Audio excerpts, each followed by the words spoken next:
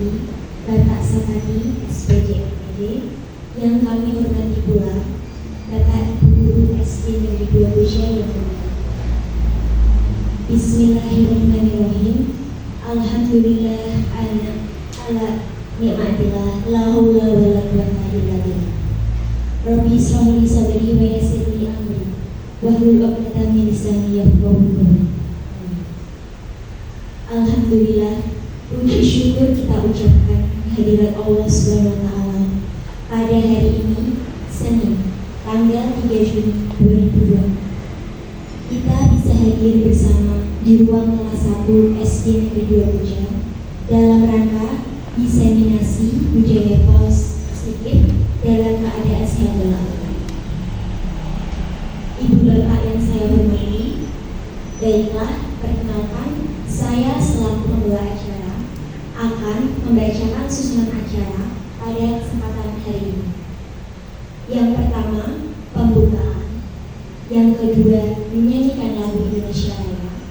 Yang ketiga, sambutan.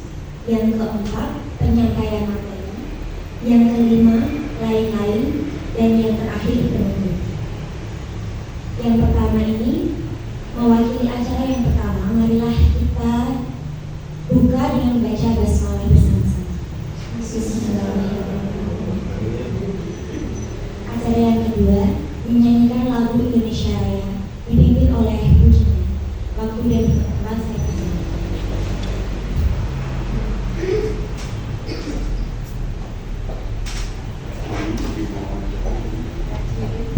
Hadirin dimohon berdiri.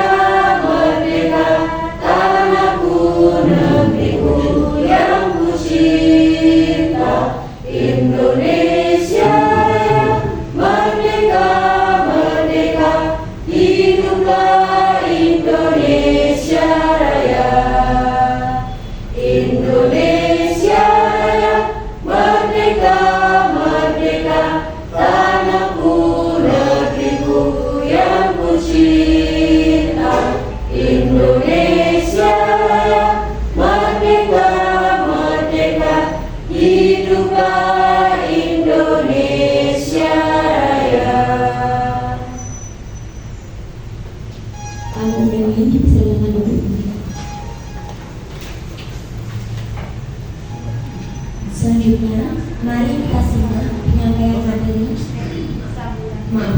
Selanjutnya, sambutan yang akan waiting for connection. Disampaikan oleh Pak Sabar.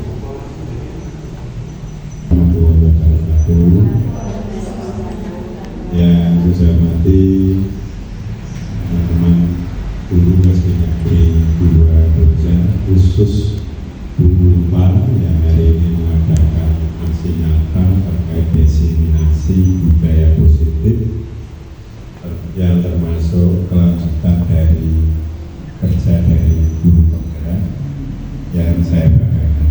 Mari pada kesempatan yang baik ini rasa syukur senantiasa kita persembahkan kepada Allah Subhanahu wa taala yang telah memberi kenikmatan salah satunya berupa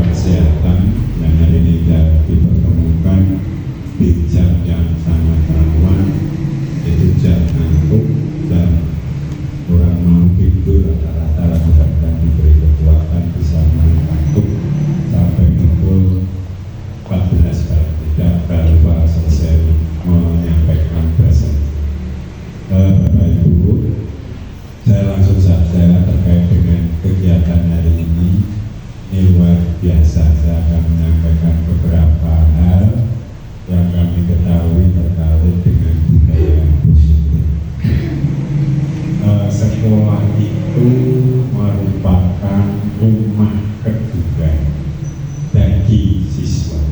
Mudah-mudahan bagi guru juga sama. Maka kata Kiai Jatiwanto itu, sekolah itu tempat yang nyaman.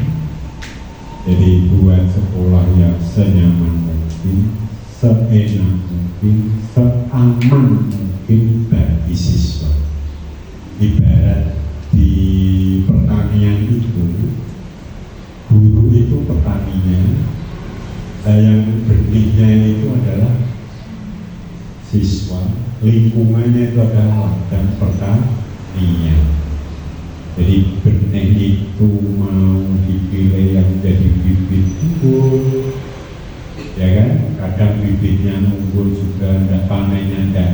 Jadi bisa saja tadinya bibitnya pas-pasan, tapi karena lingkungannya petaninya itu tadi luar biasa, jadi luar biasa. Nah ini ya, budaya positif. Lah dampaknya yang paling baik apa?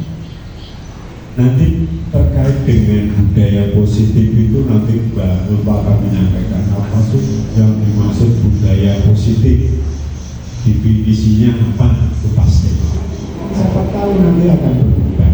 Itu aja pengantar saya. Jadi budaya positif termasuk pilihan di SKP kita juga terkait dengan budaya positif.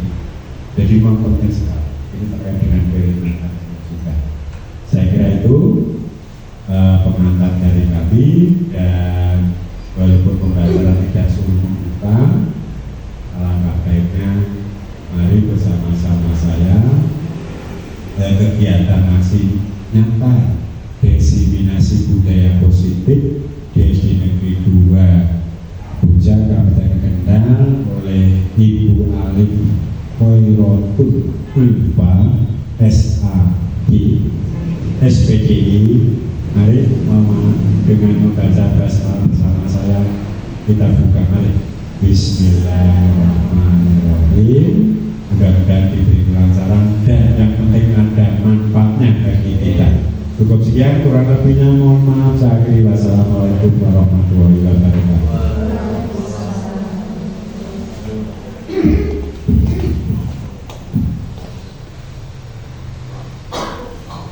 Terima kasih Bapak Sekretari atas sambutannya.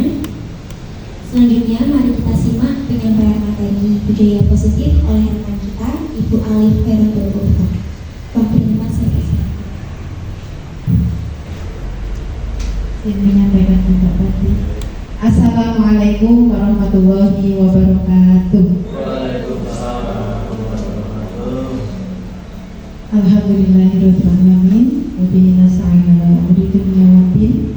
Sayyidina Muhammadin wa ala alihi wa ashabihi ajma'in. Bapak Ibu yang kami hormati, terutama Bapak Sapati selaku Korwil Buja, pada kesempatan kali ini izinkan saya menyampaikan diseminasi budaya positif di SD kita, sekolah kita SD 2 Buja. Mungkin Bapak Ibu bertanya-tanya, diseminasi itu apa? Diseminasi itu dalam bahasa kita artinya penyebaran wawasan, menyampaikan pengetahuan gitu ya, yang saya dapatkan di program guru penggerak. Di sini saya tidak akan istilahnya nyusewu menggurui atau apa, bukan Bapak Ibu. Jadi semata-mata ini ilmu yang saya dapatkan dari guru penggerak. Kemudian karena ilmu itu biar tidak mengendap, ilmu itu biar bisa bermanfaat, maka harus disampaikan begitu. Baik, selanjutnya masih semangat ya Bapak Ibu. Tadi belum dari dulu. Nah, Bapak Ibu, tujuan dari diseminasi ini yang pertama adalah penyebaran budaya positif di lingkungan kita di SD 2 Buja. Yang selanjutnya yaitu diharapkan nanti kita semua dapat menerapkan ya budaya positif yang telah kita rencanakan bersama-sama. Gitu ya, kita santai aja, kita diskusi bersama, saling berbagi. Ya, selanjutnya. Nah, sebelum jauh ya, nanti sampai akhir Nyun Sewu, karena ini saya juga dapat dari Guru Penggerak. Yang pertama saya ada pertanyaan romantik Bapak Ibu. Mohon pendapatnya gitu. Yang pertama, hukuman dapat mendisiplinkan anak. Kira-kira menurut Bapak Ibu setuju atau tidak? Monggo siapa yang mau berpendapat? Oh, Pak, ini kita diskusi ya. Kira-kira apakah hukuman itu dapat mendisiplinkan anak? Kak Tumijen?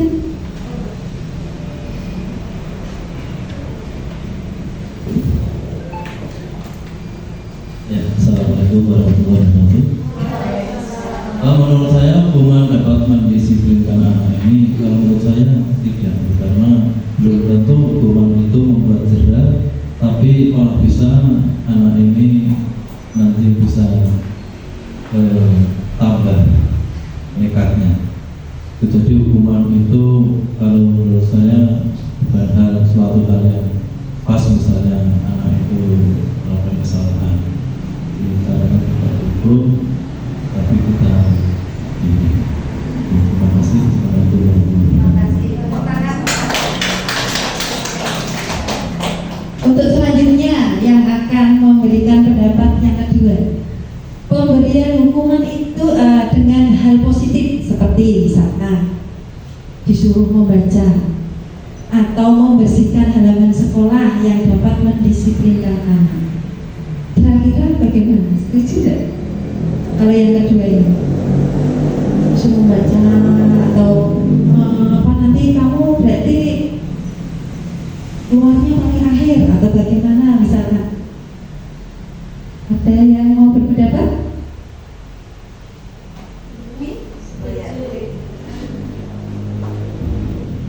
Kalau menurut saya setuju, karena biar anak belajar untuk bertanggung jawab. Oh, ternyata saya melanggar, ternyata ada sanksi buat saya. Kemungkinan besok tidak akan mengulangi lagi. Terima kasih. Terima kasih Bumi ya. Jadi kita akan berpendapat boleh ya Bu ya, ini bebas, jadi sesuai pendapat masing-masing. Yang ketiga, memberi penghargaan. Nah, ini sekarang memberi penghargaan. Anak diberikan penghargaan itu apakah dapat meningkatkan motivasi belajar anak? Bu Hel, bagaimana?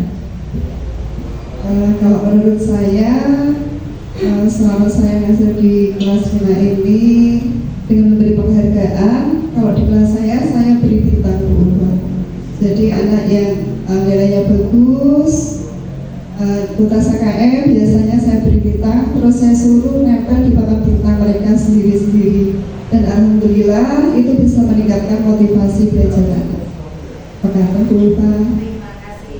Tepuk tangan buat Tuhan. Iya, baik. Ini tadi pematik ya Bu ya. Ya, lanjutkan nanti kita lihat di materi selanjutnya. Nah, topik diseminasi pada kesempatan kali ini yang pertama kami akan menyampaikan terkait perubahan paradigma belajar ya. Jadi nanti kita intinya, oke? Kemudian disiplin positif, yang ketiga motivasi perilaku dari manusia, kemudian kebutuhan dasar apa yang dibutuhkan oleh anak-anak, kemudian posisi kontrol dari restitusi, keyakinan kelas, dan yang terakhir segitiga restitusi. Yang selanjutnya, ya, ini tadi yang disampaikan Bapak Sakati terkait budaya positif tadi. Sebelum kita ke paradigma belajar, yang pertama adalah budaya positif. Budaya positif itu merupakan perwujudan dari nilai-nilai atau keyakinan, ya, keyakinan universal yang diterapkan di sekolah kita. Alhamdulillah selama ini di SD2 Buja banyak sekali budaya positif yang sudah kita lakukan. Di antaranya mungkin dari pembiasaan pagi, kita sudah kebersihan lingkungan, sekolah hijau, kemudian sholat. Nah, ini termasuk budaya-budaya positif yang harus selalu kita selalu kita kuatkan terus ya, dan kita tingkatkan. Dan budaya positif apa lagi yang kiranya belum ada di sekolah kita, mari nanti kita pikirkan bersama di lain hari ya, terkait nanti visi dan misi sekolah kita. Mari kita rencanakan bersama apa saja yang belum ada di sekolah kita, terutama tadi ada itu ya, menyambut siswa di pintu gerbang. Mungkin selama ini kita belum melaksanakan itu. Nah, ke depan mungkin kita bisa melaksanakan itu, oke? Ya memang di awal itu berat sekali, ya. Tetapi lama-lama menjadi kebiasaan itu tadi, budaya. Kalau itu baik, ya insya Allah nanti akan memudahkan apa yang sudah kita lakukan bersama-sama. Ya. Selanjutnya, Mbak. Nah, ini sebelum jauh, ya, mari kita lihat sebuah gambar. Nah, ini di depan ada gambar. Ini hewan-hewan, bermacam-macam hewan. Nah, kira-kira Bapak Ibu kalau melihat gambar tersebut, bagaimana tanggapan Bapak Ibu terkait ya gambar berbagai macam hewan yang berkumpul bersama-sama? Ini guru hewan. Baik anak-anak, hari ini kita akan belajar memanjat pohon, yaitu cluenya. Monggo siapa kira-kira yang ingin berpendapat terkait gambar tersebut? Ada yang mau berpendapat? Boleh? Ya? Tidak apa-apa, silakan. Terima kasih. Dilihat dari bermacam-macam hewan, mungkin cara memanjatnya berbeda-beda. Seperti anak-anak kita, cara belajarnya pun juga berbeda-beda. Terima kasih. Iya, iya, betul sekali ya Bu. Jadi ketika kita melihat berbagai macam hewan ini, kita jadi tahu. Anak-anak, ayo kita belajar memanjat pohon. Karena di situ ada bebek yang terbang ya Bu ya. Kemudian mungkin ada gajah, ada badak, ada jerapah, nggak usah manjat, kepalanya sudah di atas ya. Nah, ketika kita melihat itu, apalagi burung terbang, burung suruh memanjat ya, atau gajahnya suruh memanjat, kira-kira bisa nggak Bapak Ibu? Nggak bisa.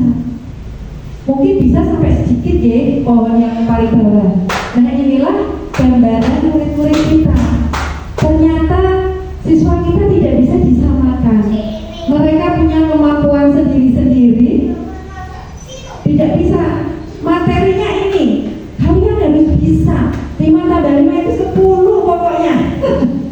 Gitu ya. Terus semua harus bisa, kamu harus bisa. Nggak bisa, wah bagaimana caranya gitu. Terus akhirnya kita jadi pusing gitu.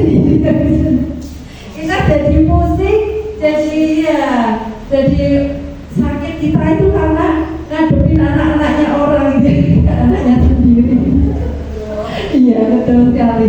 Dan kita itu sebenarnya ya Bu, kalau kita sadar itu kita seperti babysitter loh Bu, kerja kita itu ya.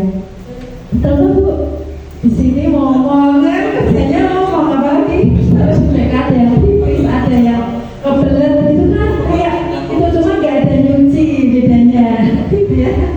Nyuci bajunya ya ada ya Bu, kalau pas mungkin kotor itu ya kita ya ngucekin baju. Nah ini kita harus memang betul-betul sabar sekali, kemudian tidak memaksakan anak-anak kita untuk sama satu sama lain. Makanya sekarang di kurikulum Merdeka itu nilainya tidak berupa angka-angka, tetapi deskripsi. Nah ini dia, mungkin maksudnya gitu ya pemerintah itu. Walaupun dulu sewaktu kita masih kecil harus begini, kalau hujan mesti takut, betul-betul belajar gitu ya. Kalau enggak ini nilainya yang merah betul gitu kan. Tapi sekarang ternyata semakin bertambahnya teknologi semakin maju, daya pikirnya semakin meningkat, bahwa ternyata apa yang kita lakukan selama ini mungkin masih banyak kekurangan dan harus segera kita perbaiki bersama. Ini adalah sebuah gambaran saja bahwa kalau monyet itu lincah sekali dia naiknya bisa. Next. Nah ini dia. Ini merupakan yang pertama, pembelajaran dengan paradigma baru. Jadi pembelajaran dengan paradigma baru itu merupakan pembelajaran yang dirancang pada prinsip pembelajaran yang berdiferensiasi. Pembelajaran berdiferensiasi itu apa? Different itu artinya beda-beda, perbedaan. Jadi kita memberikan fasilitas kepada peserta didik kita untuk mendapatkan sesuai kebutuhan mereka. Misalkan anak yang sukanya nonton audiovisual, berarti kita berikan film, kita setelkan gitu. Kemudian yang suka berlari-lari bergerak, kita bikin game atau kuis, atau apa yang mereka maksudnya muter, apalagi kelas 1, kelas rendah, kelas 2, 3 yang suka jalan-jalan gitu nggak akan di kelas. Berarti dia itu cara belajarnya dengan cara bergerak. Kalau dia suruh duduk akan ternyata dia nggak bisa gitu. Nah makanya sebagai guru kita harus bisa memberikan kepada mereka beberapa materi pembelajaran yang sesuai kebutuhan mereka. Karena pembelajaran berdiferensiasi itu bermacam-macam. Ada yang melalui diferensiasi dalam proyek, tugas produk. Nah itu ada yang ada tugas misalkan tugas membuat wawancara misalkan. Ada yang wawancaranya ditulis karena dia senang nulis. Berarti ketika wawancara dia tulis di kertas, dia KTP. Ada lagi aku nggak senang nulis, aku males, aku mau ngomong aja. Berarti modelnya direkam video, tapi hasilnya kan sama, dia melakukan wawancara. Oh boleh, berarti dia mengumpulkannya dalam bentuk video. Ada lagi yang mungkin dalam bentuk gambar, foto, dia edit gambar-gambar terus diupload di TikTok Nah itu juga boleh karena anak-anak sekarang sudah alhamdulillah dan semoga berkah berarti. Ini jadi diferensiasi dalam hal produk bisa, dalam hal prosesnya bisa, jadi ada bermacam-macam. Next. Nah ini sesuai tujuannya tadi yang disampaikan Pak Sapati. Tujuan kita itu adalah profil pelajar Pancasila. Kita sudah hafal bersama-sama, lagunya sudah hafal dan insya Allah kita terapkan bersama. Gimana bu lagunya? Bisa nyanyi? Penyanyi?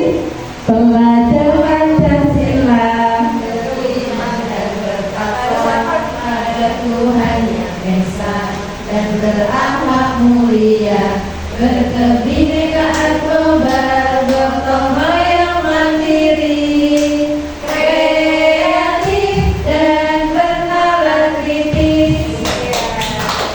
Nah itu ternyata ini sering gambarnya ini juga ditempel di depan kita kan awalnya juga nanya di mana, oh ternyata sudah ada di tembok-tembok dan ditulis kita itu kadang nggak ngeh apa yang sudah ada gitu oh itu akhirnya kita jadi apalagi pembiasaan pasti kita sering menyanyikan. Nah semoga tidak sekedar bernyanyi tapi kalau kita terapkan betul yang beriman dan bertakwa kita ada gitu bisa gitu biasa. Lanjut Mbak. Nah ini tadi disiplin positif pembiasaan yang baik mencakup sikap atau perilaku maupun tutur kata dari warga sekolah tersebut. Ini disiplin, namanya disiplin positif karena pembiasaan itu selalu dilakukan. Next, kita langsung dengan intinya saja. Kegiatan kepalan tangan. Nah ini ada sebuah gambar di mana kepalan tangan. Coba ada A dan B, Anda itu A, B itu teman Anda. Anggap saja di dalam kepalan tangan tersebut ada sesuatu yang sangat rahasia. Nah, ketika diberikan kepada temannya, temannya itu akan berusaha ini Bu, membuka. Nah, coba misalkan Bu Har mengepalkan tangan, kemudian dirayu sama Bu Jana untuk membuka. sampai Bu Har itu mau membukanya gitu dan ini apa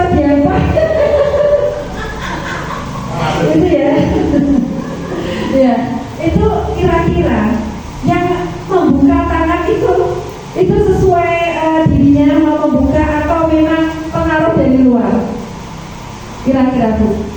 Untuk membuka kepala tangan sudah dilayu, ayo tuh buka, ayo didik-didik gitu ya, sampai ada yang guyur-guyur sampai ini.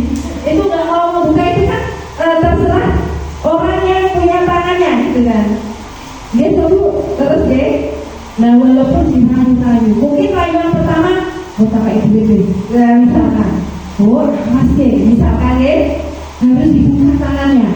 Mungkin 1-2 kali dia ya udah dibuka, gitu kan? Tapi kan apa itu karena pengaruh dari luar. Harusnya dari mana? Dari dirinya sendiri yang membuka itu, kontrol itu datang dari dirinya sendiri. Nah ini, makanya dihubungkan dengan kata disiplin. Di dalam budaya kita, makna disiplin itu ternyata sudah berubah. Padahal disiplin itu artinya belajar. Tetapi di budaya kita, disiplin telah berubah menjadi sesuatu yang dilakukan seseorang pada orang lain untuk mendapat kepatuhan. Disiplin peraturan sekolah itu kan karena anak-anak ini peraturan kudu, saya kudu melakukan itu karena menjadi disiplinnya bukan menjadi dari dalam dirinya sendiri. Karena apa? Ketika membuat peraturan itu anak-anak tidak disiplinnya. Itu yang membuat begitu. Sehingga anak-anak melakukan itu, misalkan kalau kita ya keluar pasti pakai helm. Itu karena peraturan atau karena terpaksa atau harusnya menjadi kebutuhan. Walaupun memakai helm itu kadang masih seru gitu ya, tidak apa-apa lah karena nggak ada polisi. Kan begitu ya kadang ya. Aku sering apalagi ngeluh aku lalu pakai itu karena belum menjadi sebuah keyakinan tadi di dalam diri kita sendiri bahwa memakai helm itu bermanfaat untuk diriku. Nah itu. Ini nanti yang akan kita pikirkan bersama bagaimana disiplin itu menjadi sebuah yang bukan ketidaknyamanan, bukan dengan apa yang kita hati atau pencapaian suatu tujuan mulia tadi yang disampaikan Pak Sahabat itu tadi benar sekali. Next. Nah, ini tadi motivasi perilaku manusia. Tadi membuka kepala tangan itu motivasi dari dirinya, memakai helm itu harus ada pada dirinya sendiri. Nah, yang dari luar itu apa tadi? Didik-didik atau dikasih uang, ya, atau dijajake ya, gitu ya. Itu motivasi eksternal dari luar untuk mendapatkan imbalan, menghindari ketidaknyamanan atau hukuman. Aku bebas hukuman tak pakai dasi misalkan. Tapi tadi tak video Pak Tumijan itu sabar sekali, luar biasa tadi. Berarti Pak Tumijan itu tadi pagi dan melakukan keyakinan kelas Pak. Nah saya tadi tak video loh Pak Tumijan terus, kenapa kamu kok tidak pakai ketinggalan Pak gitu ya? Oh ketinggalan. Jadi ya kalau dulu kan kita nggak pakai langsung kamu nggak pakai, tapi tidak tahu alasan anak itu tidak memakai begitu. Terlambat sekolah ternyata di jalan bahannya bocor, kemudian atau ada halangan lain. Terkadang itu kita nggak peduli alasan-alasan dibalik itu semua. Pokoknya ya, kalau anak-anak SMP, SMK, SMA itu dia masih sudah kuat secara mental. Tapi kalau anak-anak kecil yang kita didik bersama itu hatinya masih lembut, masih ibaratnya otak itu masih kenjur-kenjur ya. Belum ke atas ya Pak ya. Jadi sakit sekali. Bahkan mungkin dia kena sampai nangisnya itu sampai di rumah. Karena apa ya, hukuman itu tidak hanya fisik tapi lisan, hati ya Bu ya. Nah ini diharapkan nanti tujuan apa itu disiplin positif itu dari internal untuk menghargai diri sendiri. Next. Iya. Oke Pak. Nah ini menurut Kiai Hajar Dewantara, merdeka itu artinya tidak hanya terlepas dari perintah, akan tetapi juga cakap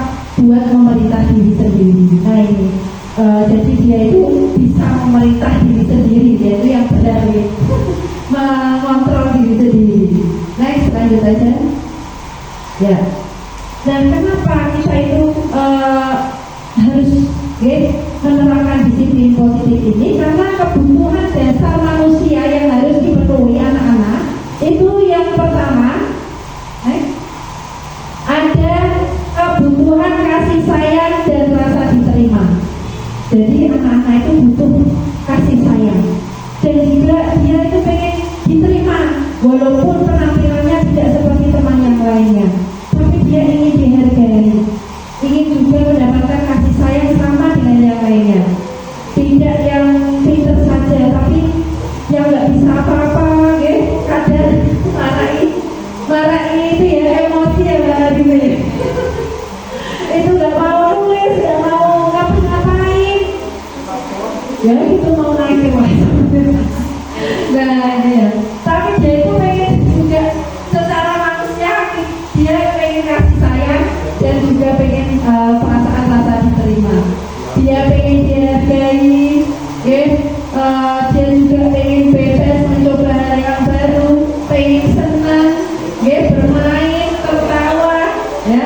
Ini kebutuhan dasar manusia dan yang terakhir adalah bertahan hidup. Makanya ketika anak-anak kecil gitu makanya ada masa transisi dari TK ke SD itu memang karena mereka masih taraf bermain, sehingga ketika suruh duduk diam dan anteng di tempat duduknya, kemudian suruh mendengarkan dan dia tidak boleh berkata-kata, itu sangat berat karena dia tidak menerima kebutuhan dasar dalam hidupnya tidak terpenuhi. Apalagi yang dari rumah orang tuanya yang broken, orang tuanya tidak memperhatikan dia sampai berangkat sekolah, dia nggak diopeni, nggak bisa ngoni, nggak dikasih bekal misalkan. Nah ini sampai sekolah dimarahin sama kita. Nah ini ya, kadang itu ya Allah ya juga ya gitu ya. Nah ini ternyata kita itu juga ya Allah astagfirullahaladzim gitu ya, kita nggak tahu. Makanya kita memang harus dari kelas 1 harus punya data orang tuanya siapa, pekerjaannya apa, semua harus tahu. Dan ketika berpindah dari kelas 1 ke kelas 2, kelas 3 dan selanjutnya, nah guru yang lama juga harus mengetahui sejarah dari anak tersebut agar tidak salah dalam hal mendidik mereka gitu ya. Tiba-tiba ya Allah masa kok ternyata dia yang diaku misalkan deh, berarti kita sudah menghadirkan anak yatim, seharusnya kan gitu ya. Nah ini nggak paham karena nggak tahu gitu. Coba di saya dulu pernah mengajari kelas 2 yang amarah gitu ya, itu ceritanya tentang orang tua yang meninggal kok tiba-tiba nangis karena tidak tahu saya ternyata orang tuanya meninggal. Ini karena apa ya, mungkin apa ya sudah terkena perasaannya sudah ini. Nah ini perlu sekali kita memenuhi kebutuhan dasar mereka. Next. Nah ini kita para pendidik ini kira-kira posisi kita itu ada di mana? Apakah kita penghukum atau pembuat merasa bersalah, atau menjadi teman mereka, atau pemantau, atau manajer? Nah ini harus kita nanti akan tahu kira-kira kita jadi yang mana. Next. Nah, penghukum itu yang seperti apa sih? Nah ini bisa lihat kecil-kecil ya. Identitas gagal, guru berbuat, penghukum menghardik, menunjuk-nunjuk, menyakiti, menyindir, ternyata termasuk ya Bu. Kemudian guru berkata, kalau kamu tidak melakukan, awas ya. Nah, rasakan. Nah ini adalah posisi penghukum. Kemudian bagaimana hasilnya ketika anak seperti itu? Maka akan memberontak, bahkan menyalahkan orang lain, atau ketika dia salah dia berbohong. Nah ini murid juga akan berkata, biarkan saja, nanti juga marah-marah lagi ya gitu ya. Itu dampaknya nanti murid akan melakukan kesalahan lagi.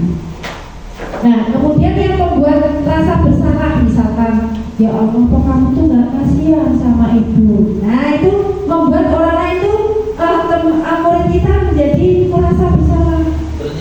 Nah ternyuh, ya Allah Tuhan, aku kira aku sakit gitu ya. Ini ternyata pembuat merasa bersalah.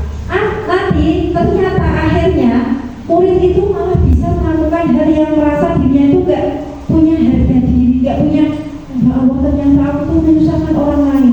Bahkan yang paling tragis, anak tersebut bisa bunuh diri karena dia merasa gak berguna, menjadi manusia yang gak berguna, menyusahkan ibunya, takut menyusahkan gitu ya. Itu membuat orang merasa bersalah. Kemudian teman, kalau teman ini menganggap murid kita ya itu contohnya begini, ayolah lakukan, masa kamu tidak mau, ayo, maksudnya gaya bicaranya itu ya seperti teman, mengajak mereka gitu ya. Nah tetapi dia akan ini ketergantungan hasilnya, dampaknya lemah, tidak mandiri dan tergantung. Ternyata masih ada ini juga ya.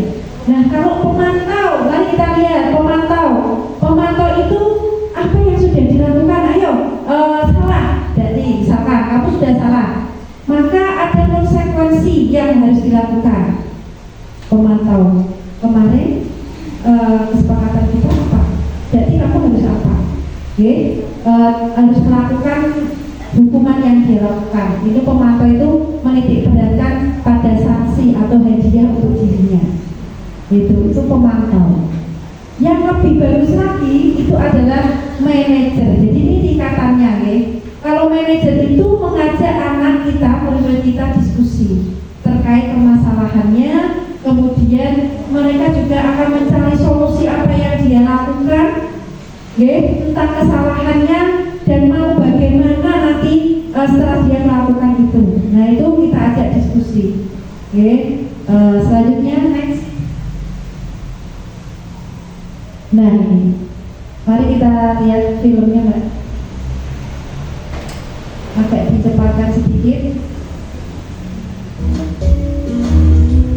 Sebenarnya ini ada di PMF juga Ibu. Kalau sangat bahagia ibu dan bapak guru hebat dalam penerapan disiplin positif restitusi. Salah satu program yang dikembangkan adalah 5 posisi kontrol. 5 posisi kontrol dalam restitusi adalah proses perjalanan seorang pendidik agar dapat mengenali dirinya. ya lanjut yang filmnya.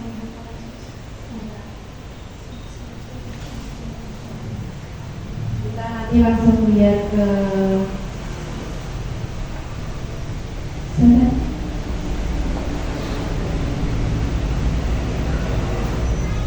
Ya bisa. Bagus. Nanti di setel. Saya maklum. Cuplikan saja gitu.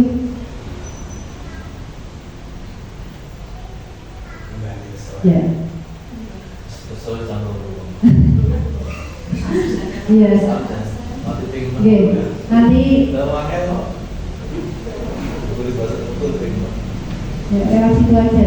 Tidak usah besar, tidak apa. Nah itu langsung digeser aja. Nah ini. Alasan kamu apa lagi? Ya sebelum itu. Posisi tersebut, mari kita saksikan kasus Naren yang terlambat hadir 20 menit di sekolah dan melihat bagaimana kelima posisi kontrol dalam menghadapi masalah tersebut.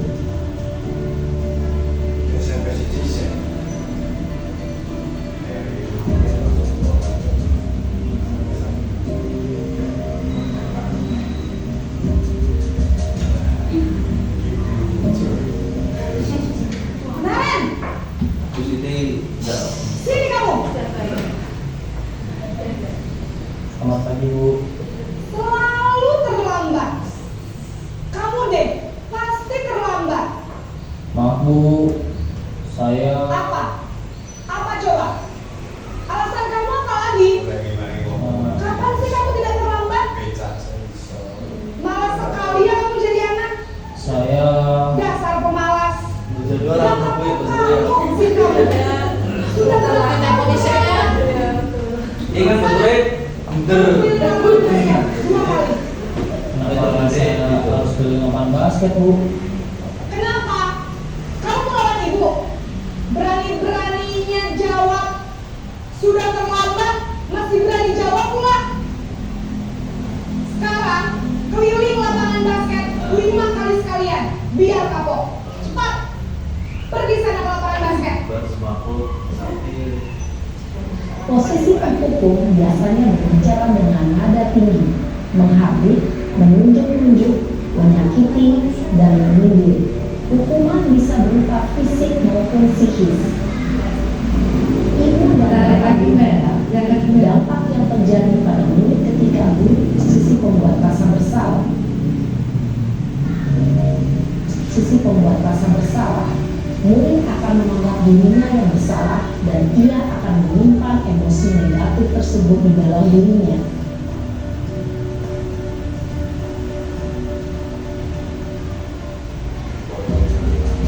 Posisi tenang.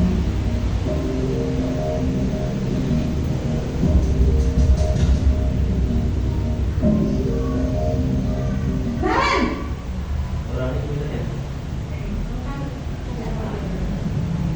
Selamat pagi, Bu. Wah, sudah jam berapa ini, Nak? Terlambat lagi ya saya. Iya, Bu. Habis ibu saya lupa bangunkan saya, Bu. Kamu malah menyalahkan ibu kamu. Kamu bukannya anak yang larinya paling kencang. Kok terlambat sih? Iya, Bu. Saya memang terlambat bangun tadi. Jadi biarpun saya lari kencang, tetap gak kekejar, Bu. Ya sudah sana. Nanti lain kali larinya lebih kencang lagi ya. Biar gak terlambat lagi. Bikin seneng ibu. Demi ibu. Bisa kan? Bisa, Bu. Ya sudah sana masuk kelas. Ibu beresin urusan absen kamu. Kamu ini ada-ada saja. Dalam Baik, Bu, tenang. guru berbicara Lanjut, dengan ya. nada suara ramah. Posisi Tahu menunjukkan nggak? baik. Berdasarkan peraturan dan Pemantau. konsekuensi. Seorang pemantau menunjukkan bahasa tubuh dan ekspresi wajah yang datar dan cenderung formal.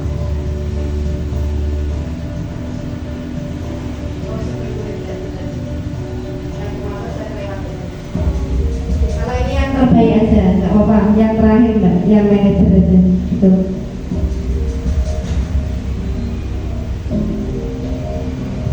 Naren!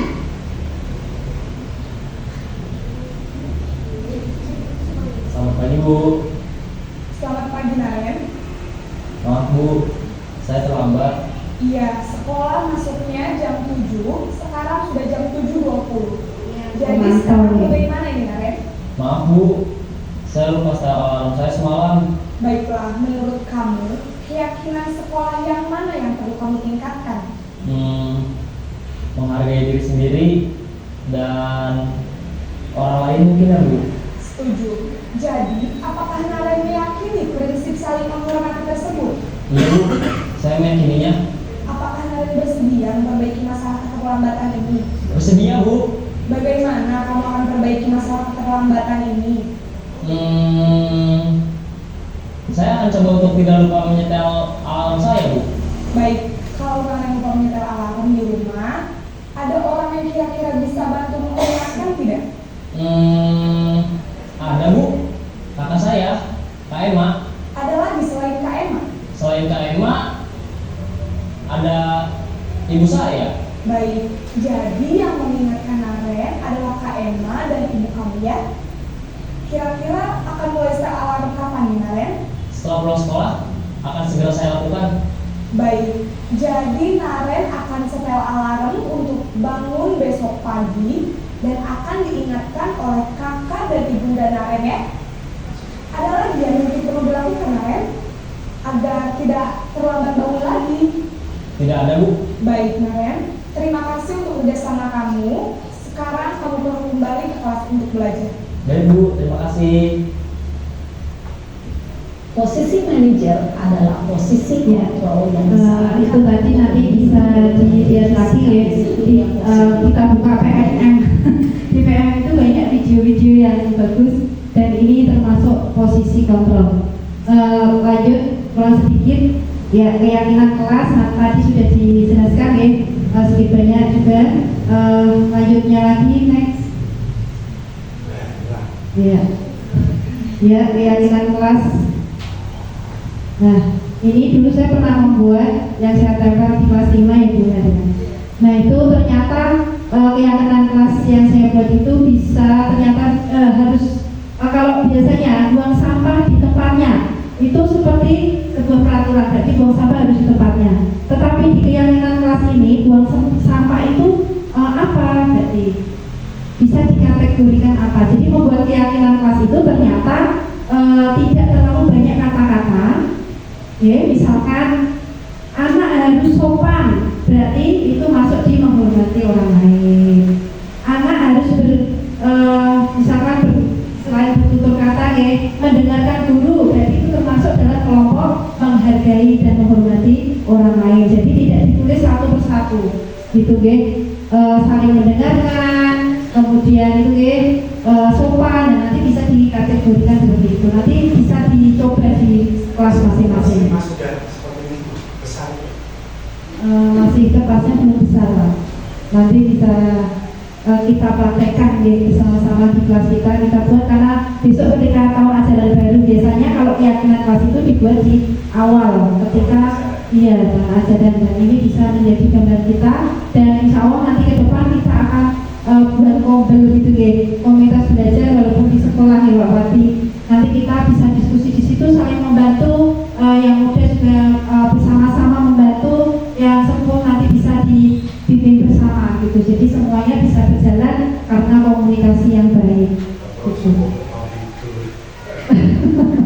Lanjut next ya, ayo. Iya. Ya, selanjutnya. Nah, ini keyakinan kelas tadi ya saya contohkan, dilarang mengganggu orang lain, berarti nanti termasuk menghormati orang lain. Hadis 15 menit menghormati orang lain, jadi bisa dikategorikan seperti ini. Next. Nanti contohnya ini segitiga restitusi, di mana segitiga restitusi ini seperti apa yang sudah diterapkan dalam posisi manajer tadi, seorang guru yang memposisikan dia sebagai posisi manajer, di mana yang pertama menstabilkan identitas dulu.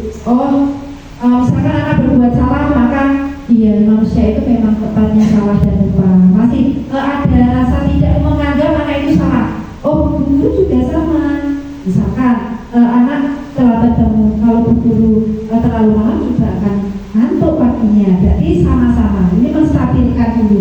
Kemudian validasi kebutuhan. Ini validasi kebutuhan ini kesalahannya, gitu ya.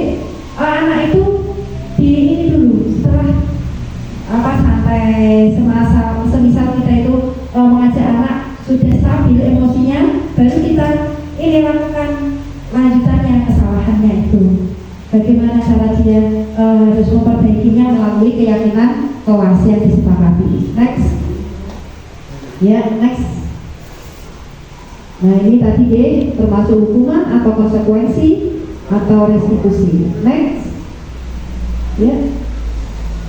Lanjut. Ini penghargaan itu ternyata menurut yang sudah dipelajari, ini menurut Alfikon, penghargaan itu ternyata tidak membuat anak semakin disiplin. Begitu. Kenapa? Karena ketika anak itu diberikan penghargaan, tadinya saya juga menganggap bagus ya, ada bintang gitu ya, ada ini ternyata lama-lamaan ya anak itu mau taat pada yang ngasih penghargaan saja, tapi dengan guru lain ketika diajar nggak mau karena nggak ngasih hadiah gitu. Nah, ini kelemahannya, walaupun bagus sebenarnya, tapi ternyata pemberian penghargaan itu tidak efektif. Selanjutnya restitusi tadi yang sudah dicontohkan. Next. Next. Ini kemarin saya juga sudah pernah melaksanakan dengan seorang murid bersama. Selamat siang teman-teman. Bisa saya lihat waktu yang sudah kita nonton. Next juga respon perasaan siswa dan terima kasih. Nah, ini dua jenis manusia yang tak akan merasa kenyang selama-lamanya adalah pencari ilmu dan pencari harta. Ilmu itu lebih baik daripada harta. Ilmu menjaga engkau dan engkau menjaga harta. Harta itu kurang apabila dibelanjakan, tapi ilmu bertambah bila dibelanjakan. Nah, ini adalah motivasi yang luar biasa dari Ali bin Abi Thalib bahwa kita sebagai manusia harus terus belajar, tidak boleh berhenti sampai ke liang lahat. Walaupun sudah sepuh, tetap semangat. Jadi tepuk tangan buat kita semua. Yang muda-muda lebih semangat karena yang muda lebih kencang larinya ya. Besok Mbak Dita, Mbak Arifa, Mbak Maya, Mbak Dina, Mbak Mina ya. Semakin semangat lomba lari mengejar impian ya. Terima kasih. Mungkin kiranya itu saja yang dapat saya sampaikan. Semoga bermanfaat bagi kita semua dan SD 2 Buddha ke depan semakin baik, semakin maju dan luar biasa. Tepuk tangan buat SD 2 Buddha. Terima kasih atas waktunya Bapak Ibu sudah meluangkan waktu demi belajar bersama. Semoga Allah membalas kebaikan panjenengan semua, semoga bermanfaat, dan juga Pak Sapati matur nuwun sangat atas waktunya sudah menyempatkan hadir menemani saya di sini. Terima kasih Pak. Akan kami kenang selamanya. Mbak Ul, ya. Ya. Baik, terima kasih. Saya akhiri dengan taufiq wal hidayah. Wassalamualaikum warahmatullahi wabarakatuh. semangat. Ya, semangat. Tepuk semangat.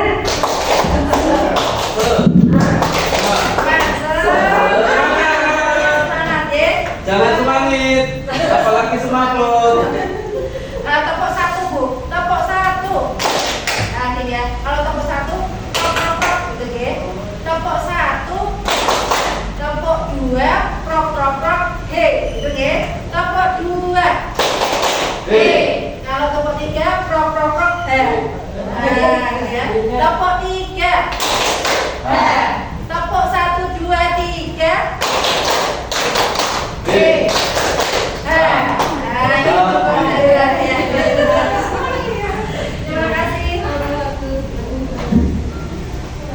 Kata Ani.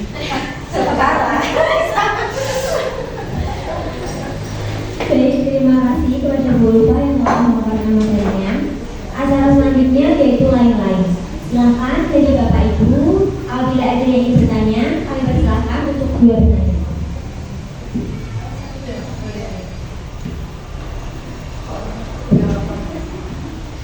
Terima kasih atas waktu yang diberikan.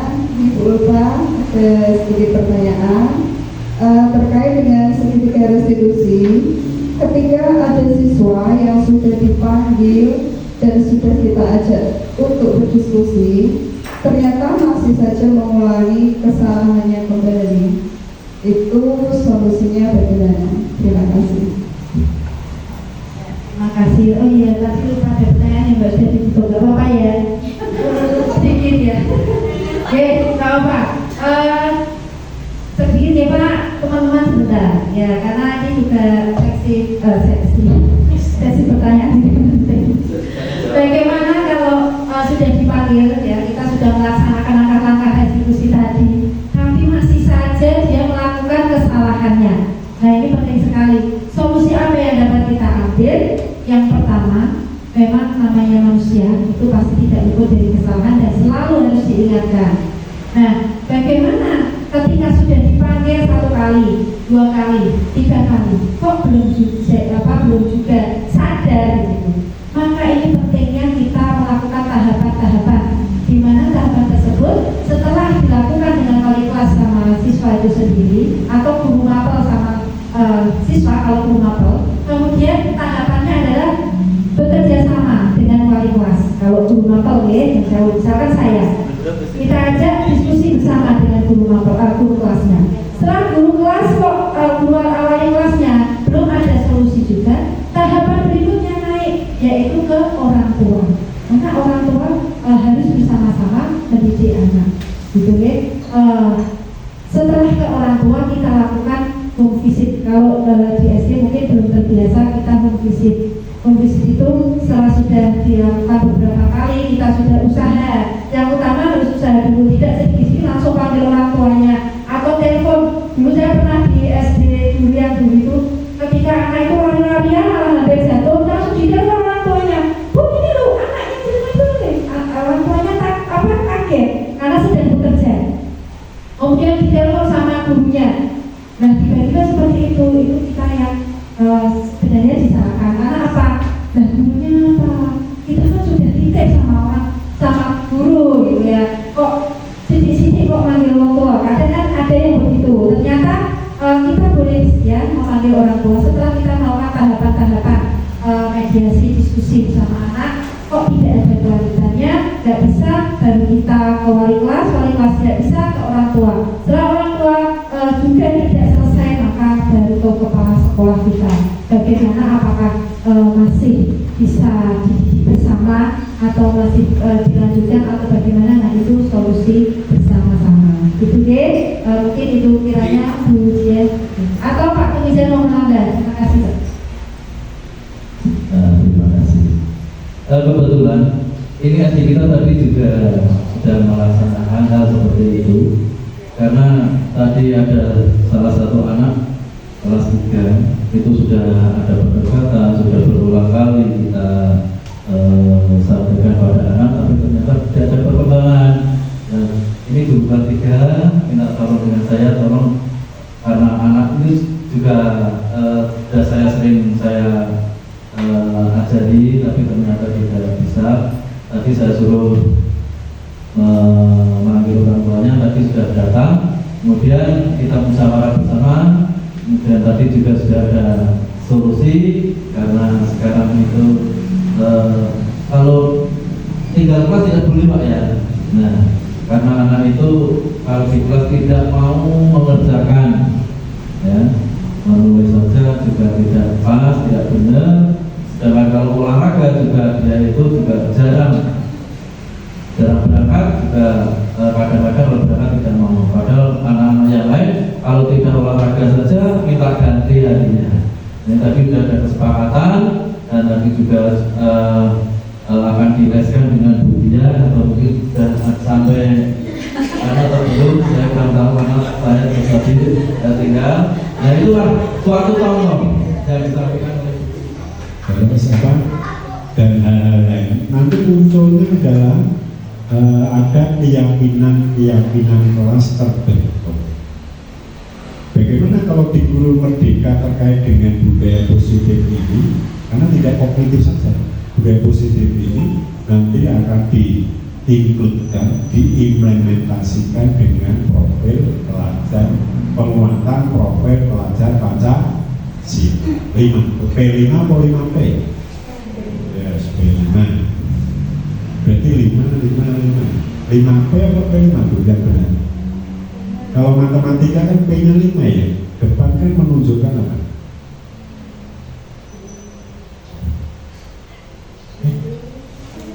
Seperti P kali 5 kan berasa pada karo 5 tambah 5 atau itu kalau ya salah satu P5 ya.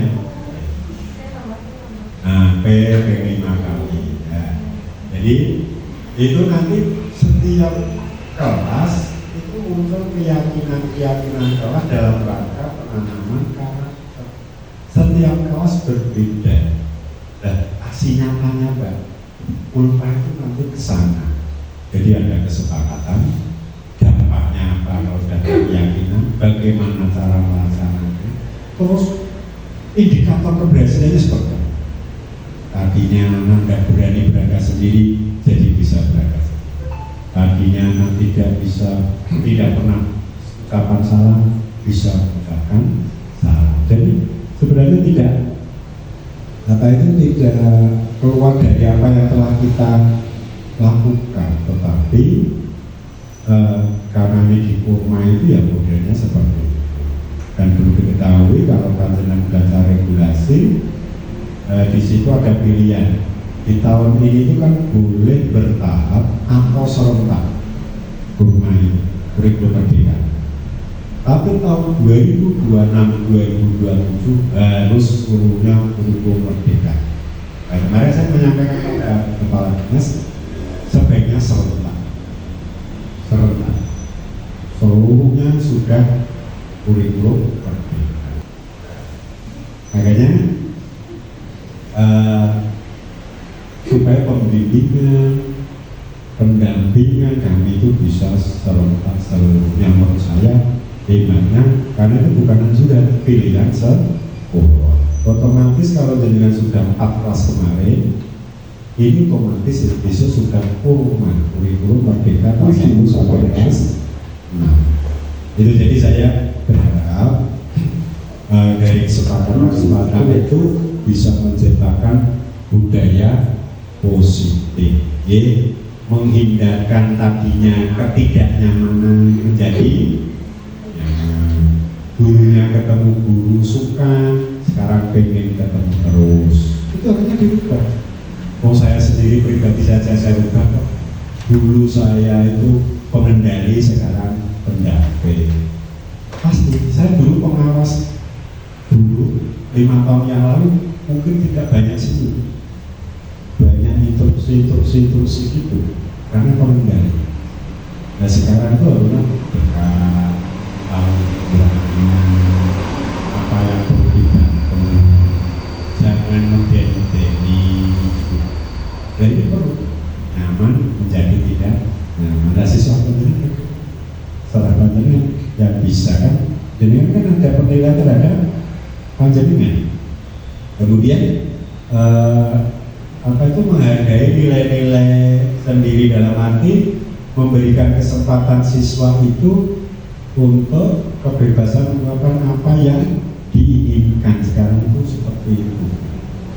Saya tidak banyak membahas, setahu saya aja harapan kami siswa dengan karakteristik yang berbeda-beda ini coba dengan kembangkan dalam bingkai kesepakatan, tapi tidak membelenggu siswa. Bisa tidak menerjemahkan guru-guru penggerak, guru senior, semuanya adalah guru hebat. Puja itu sudah hebat, kecuali yang belum hebat. Kan itu kan dia enggak uji setahun. Ya. Jadi apa saja yang harus berubah, saya ingin menekankan di sini, saya akan tidak, tapi sudah membuat, yaitu pertama guru sudah dapat juga mengetahui, ya dulu kan guru itu ada pengontrol, semua adalah milik saya. Siswa itu mau diam, salah sedikit maju berdiri dengan kaki satu. Guru ini harus diubah paradigmanya, guru mengontrol. Lalu sekarang sebagai apa? Nah, kemudian kritik dan membuat orang merasa bersalah dapat menguatkan komunitas, dirubah menjadi apa? Kebebasan berpendapat, menghargai hasil capaian orang lain. Itu juga perlu. Pojok ini itu bukan pakaian kegiatan. Mau dewi. Anak ibu itu biasanya gitu. Nanti sini dan beda. Itu kan biasanya gitu. Dengan zaman sekarang ini kalau ada yang agak moncer sedikit, kalau manajemen hati kita tidak mengendap, nanti akan mengurangi semangat yang mudah-mudahan tadi. Yang mudah-mudahan juga sama, jangan terlalu melejit sampai tidak melihat ekornya. Ya ekornya kadang-kadang saya dilihat, jangan terlalu seperti itu.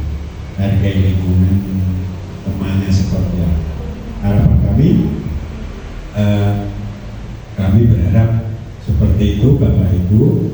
Nanti kita dengarkan bersama, ini bagus sekali. Bapak lupa nanti akan menyampaikan budaya positif. Ya, diseminasi itu kan artinya mewarnai ya kan. Nah, nanti disesuaikan dengan sekolah kita. Ini kan saya lihat tiap pagi sudah menjemput anaknya di depan di pintu gerbang. Pas ada Nyun Sewu ini yang aktif rutin itu bangunan satu, dua orang minimal pasti.